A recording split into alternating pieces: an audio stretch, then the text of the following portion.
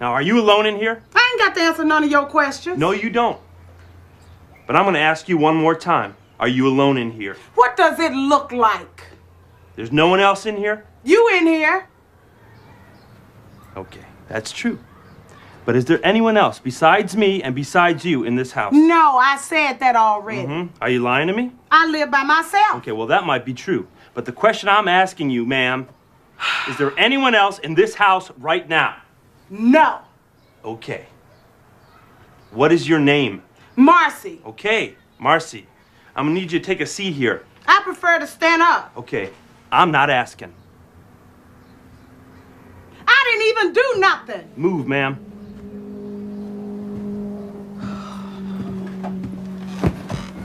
Okay. So like I was saying, I'm here to check on a disturbance.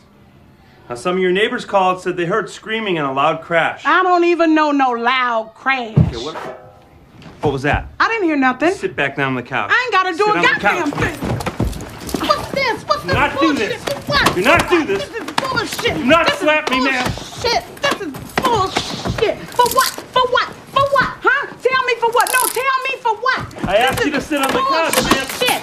Oh, this is bullshit. This is fucking bullshit. 15 out 27. I don't need backup. What the fuck is this bullshit? It's bullshit, motherfucker. I want you to stay right there, Marcy. Ain't it? And that shit will help you solve the case. Okay, whatever that meant. I'm sure it's real helpful, Ice-T. Did you listen to me? I was listening to you. I told you who did it, and you're not even listening to me. I'm through playing games. Be cool. Stay in school, okay? Get out of the street now. Move it. I lost my gun today. What? I lost my gun today when I left you, and I'm the laughingstock of a lot of people. I wanted to tell you. I wanted you to know, and it's on my mind. And it makes me look like a fool. And I feel like a fool.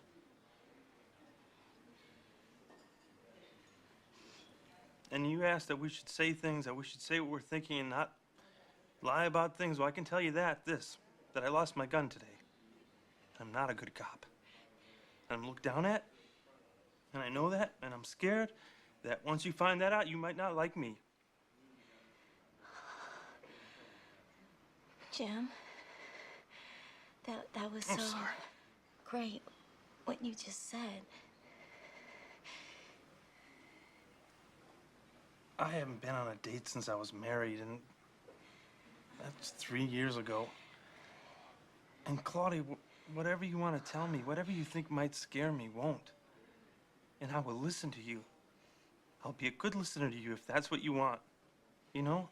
And I won't judge you. And I know I can do that sometimes, and I won't. And I can listen. And you shouldn't be scared of scaring me off or whatever you think that I think, and on. You should just say it, whatever it is, and I'll listen to you. You don't know how fucking stupid I am. It's okay. You don't know how crazy I am. It's okay. I've got troubles, okay? I'll take everything at face value. I'll be a good listener to you. I started this, didn't I? Didn't I? Fuck. Whatever it is, just say it. You'll see. You wanna kiss me, Jim? Yes, I do.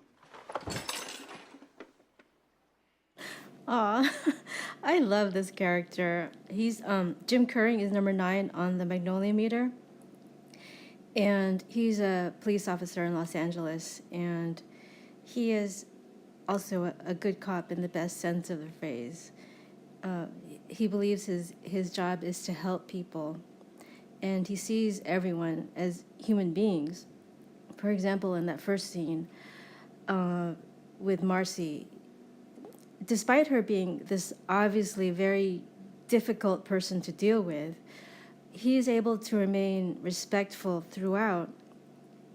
And, I mean, just imagine how the BART officer who accidentally killed, or perhaps purposefully killed, Oscar Grant would have handled that situation. Or the police officers who killed Michael Brown or Eric Garner or Tamir Rice. How would they have handled that situation in place of Jim? I think this is a character who would be morally incapable of having done what they did. I think he would probably leave the force rather than try to cover it up so he can keep his job. And later in the film, when he meets Donnie, instead of arresting him because Donnie has robbed his former employer, he can see that Donnie is just this guy who's desperate for braces. He's not a career criminal, and he's not dangerous. So he helps him rather than arrests him. And with Claudia, that scene in the restaurant, I really love. It's so sweet. But her character in the beginning isn't the most sympathetic. She's not someone that, like, you can imagine trying to make friends with. She's really abrasive, and even though you can guess why, it's still hard to like her. But then seeing her through Jim's eyes, he only sees this beautiful, good person, and so you start to sympathize with her through Jim. And I don't know, I think that love story between Jim and Claudia is so sweet. So that's why the focus of my illustration was Jim approaching Claudia. Jim is a really good man, but that's not to say he's perfect.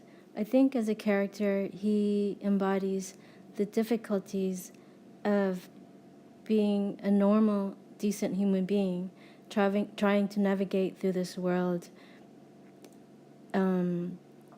with using your imperfect senses of right and wrong and empathy to guide you. For example, that scene where he's talking to the kid in the beginning. As soon as he hears the kid using foul language, he basically stops listening to him.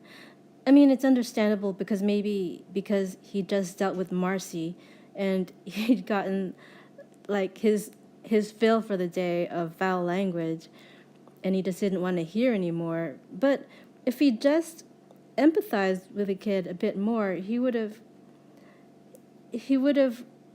maybe realized that this kid probably hears this kind of talking 24/7, so it's perfectly normal for him, and that he also had some really useful information to give him concerning the Marcy case. But, because he's a fallible human being, he totally misses it. And this is the part where I always talk about empathy in the wider context. But it's easy to talk about empathy in the abstract. But just think of the very last time you were triggered by, say, a good friend or your partner or a family member, and how difficult it was to see things from their point of view at that very moment, because you felt caught up in your own feelings, in the story that was going on in your head. For example, a short while ago, I got in an argument with my mother because she had called me by my childhood nickname, and I told her 1,000 times by now to stop doing that. And so I had a choice in that moment to respond to her respectfully or from that feeling of being triggered. And I chose to give in to my feelings of anger. And so of course I hurt her feelings, and she in turn hurt mine, and back and forth, until we both thought, this is ridiculous. And we both apologized, and she of course promised to stop calling me that. But I can also think of other arguments I've had that didn't turn out so well. Like a few months ago, I had a really huge argument with a good friend of mine. In fact, at the time, he was my best friend. But the problem was the problem was he wanted something from me that I just could not give him. And so we were going back and forth, and I decided not to back down. And he in turn also refused to back down, and we ended up parting ways. And there's been a few times when I've looked back and thought, well, was there a way I could have responded when I was feeling less triggered? Was there a way I could have responded with more empathy? I'm really not sure if I could have, but it's possible. We'll never know now, but yeah.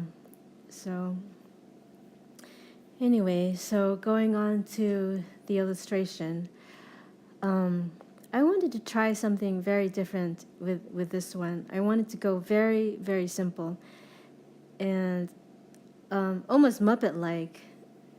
And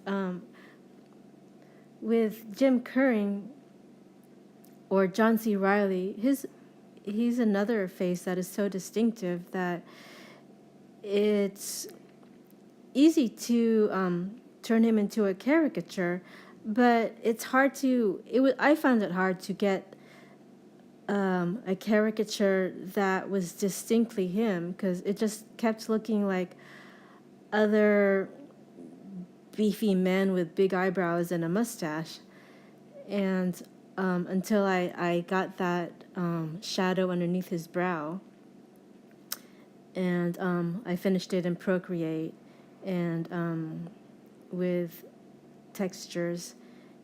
And this was another one that was really fun to do. So I was really happy with this image. I mean, I would love to illustrate an entire book in this style, because then it would take me like a month to finish instead of the 6 months to a year that my other styles have taken. But yeah, that's about it for today. Thank you for watching this video, and talk to you later. Bye.